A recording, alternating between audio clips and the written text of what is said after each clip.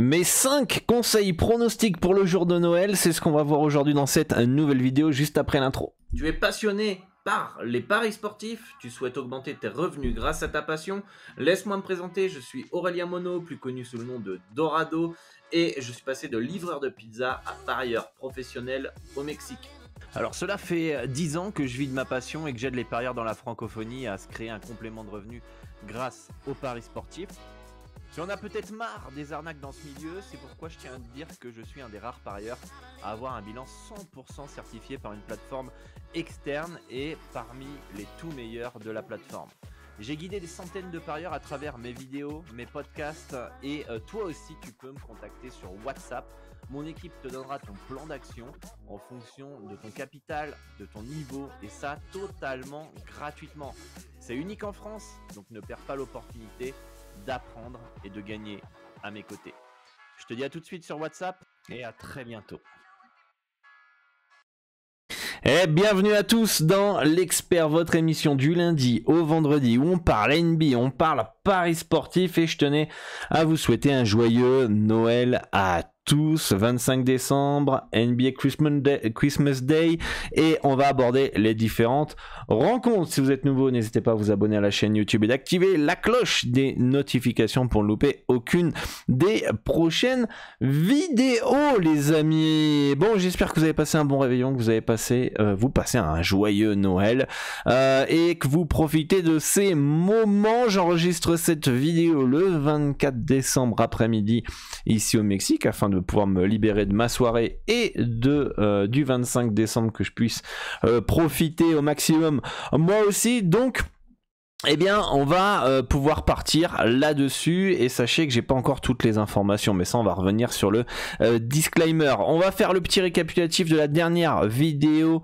NBA YouTube qui était vendredi dernier avec les Sixers qui sont imposés 121 à 111. On est à 2 petits points du score exact, hein, si vous avez regardé les scores projections.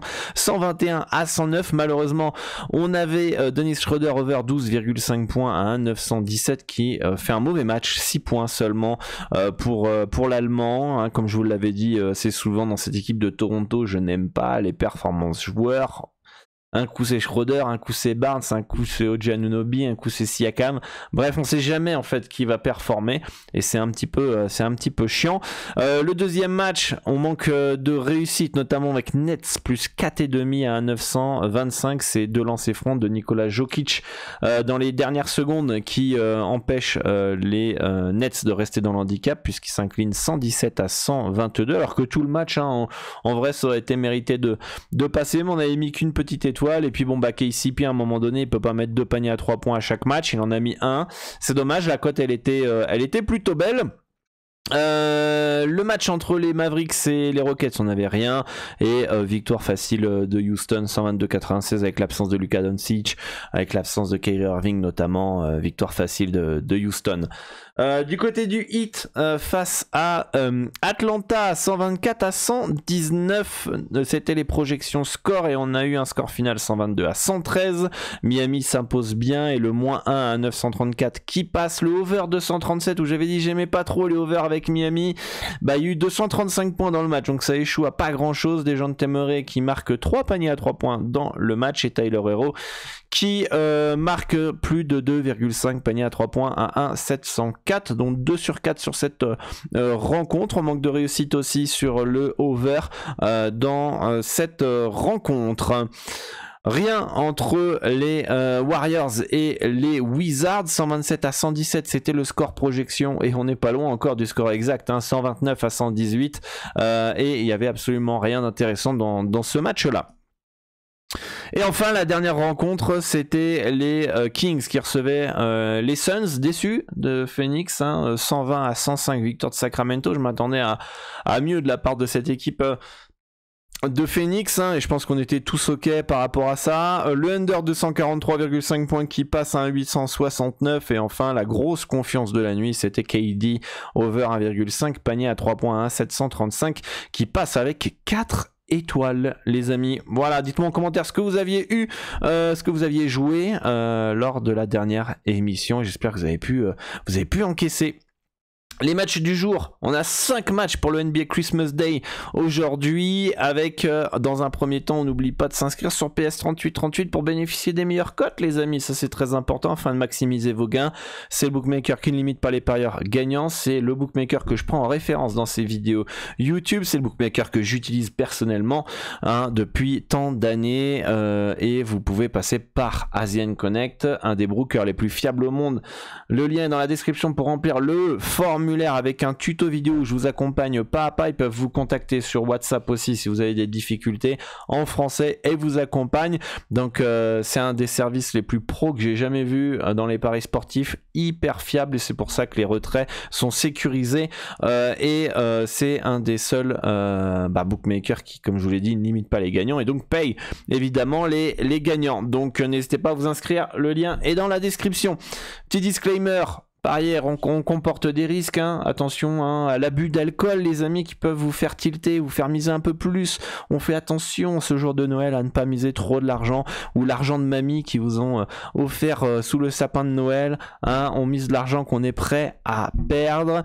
N'oubliez pas que ce ne sont pas mes pronostics, ce sont mes avis. Mes pronostics sont sur le club privé VIP et que comme j'enregistre cela le 24 après-midi, je n'ai pas toutes les informations au moment du tournage de la vidéo. Donc voilà. On va pouvoir partir sur le premier match du jour. Alors déjà première info, les bookmakers pour Noël ils nous ont quand même pas régalé. Il n'y a pas énormément d'opportunités très intéressantes dans cette soirée du NBA Christmas Day. Voilà, c'est en tout cas à l'heure actuelle où j'enregistre la vidéo, j'ai pas trouvé des opportunités si intéressantes que ça. Mais on va voir ça dans cette première rencontre où les Bucks rejouent à nouveau les Knicks. Projection 121-119 en faveur de Milwaukee. Milwaukee avait gagné assez facilement la première rencontre. C'était le 24, samedi, je crois que c'était. Non, pas le 24, n'importe quoi. C'était samedi et on est.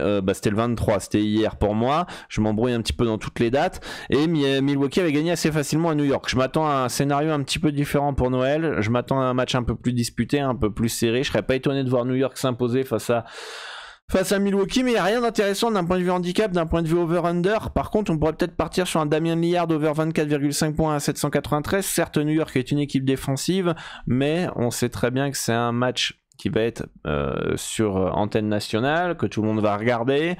Damian Lillard est l'un des meilleurs joueurs offensifs et un meneur offensif de toute la NBA. Il peut scorer plus de 25 points ce soir, notamment au Madison Square Garden qui est là une salle où toutes les stars aiment performer, donc je serais pas surpris de voir une grosse perf pour Noël de Damian Lillard. Donc c'est pourquoi je préfère vous proposer dans cette rencontre le over 24,5 points à 1,793 dans cette rencontre. Le deuxième match est le champion qui reçoit les Warriors qui des projections 119 à 112 dans ce match-là. Rien d'intéressant d'un point de vue over-under ni handicap. Je serais pas surpris de voir le sort de Noël, les Warriors aller gagner là-bas. Ça va pas être facile, mais en tout cas ils ont les capacités, ils ont les armes d'aller gagner là-bas. Donc si vous voulez tenter la grosse cote, why not? Moi d'un point de vue de mes projections, il n'y a pas de value d'un point de vue handicap ni victoire de Golden State, ça me paraît plutôt bien placé, mais voilà, ne sous-estimons pas Curry et compagnie, ils sont capables d'aller gagner à Denver dans un bon soir. Après collectivement je pense que Denver est au-dessus. Dans un match à Noël, under 234 points à 909, je suis pas fan.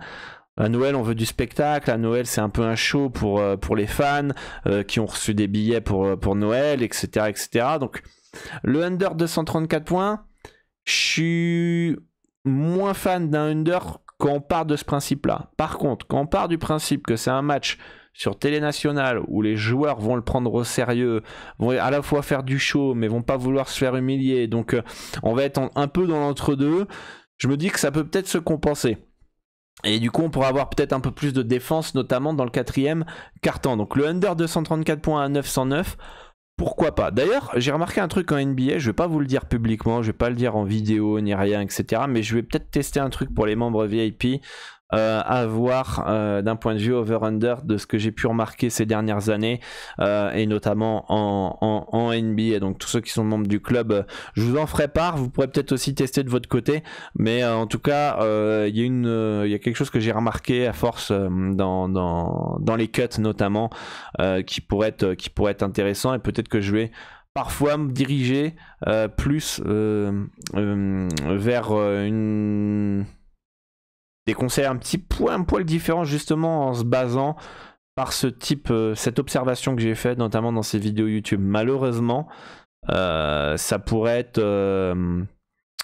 il y a une partie qui serait obligée de se faire en live et pas en pré-match. Donc voilà. Bon bref, je vais pas teaser plus que ça. J'en parlerai dans le groupe de discussion sur les membres VIP de mon observation.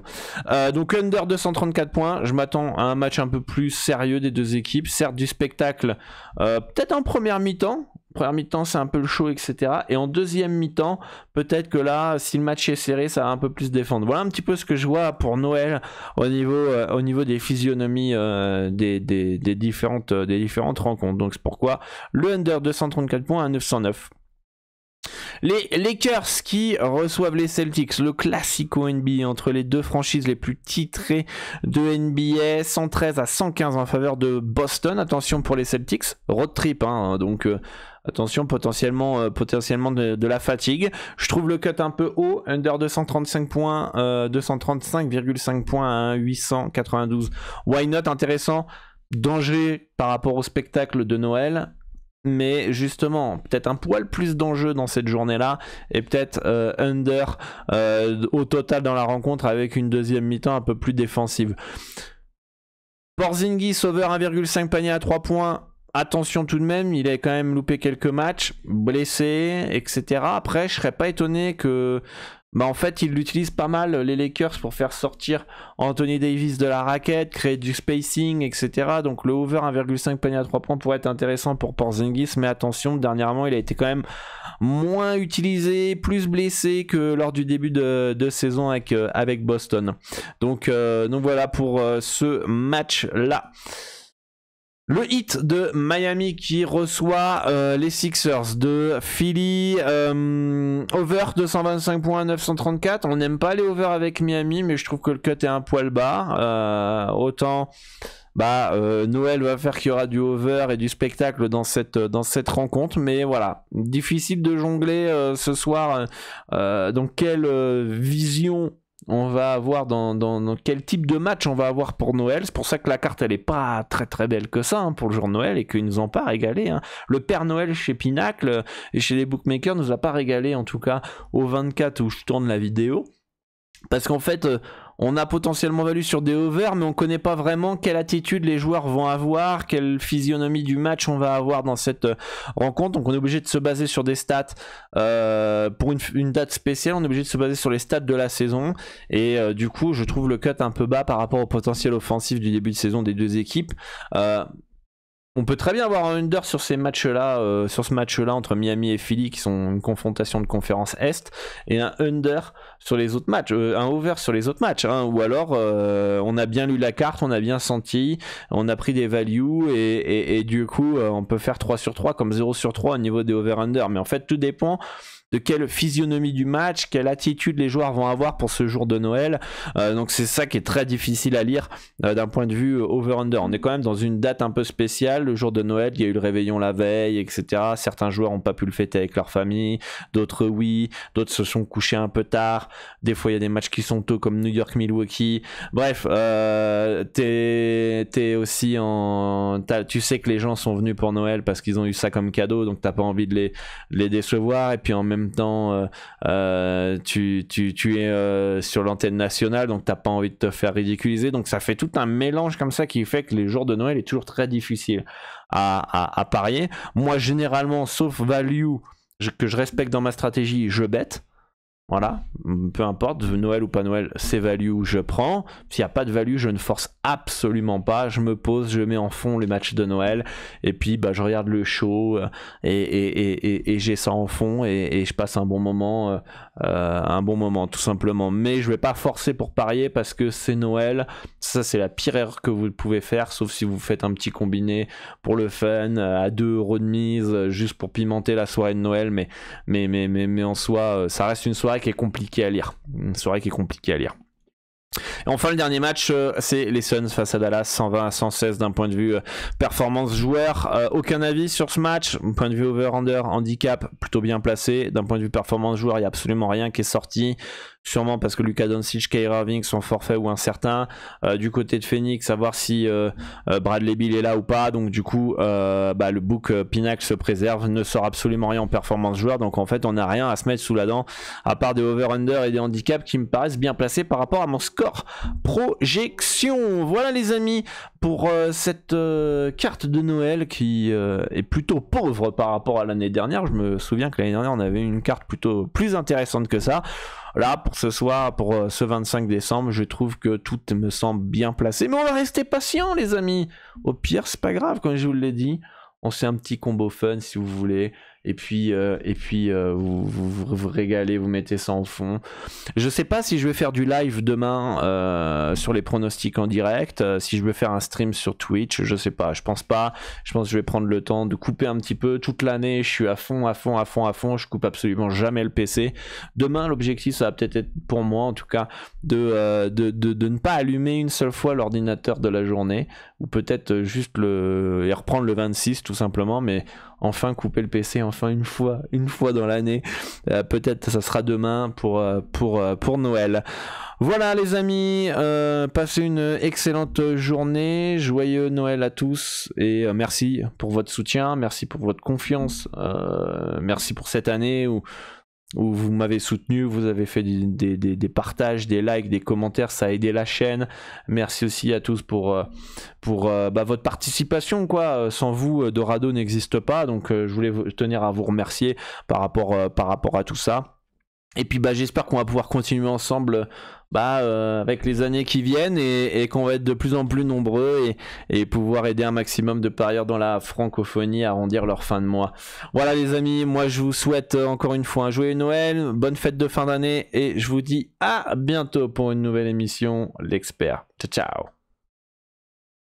Ah, il est où? Il est là le bouton. Voilà. À très bientôt les amis.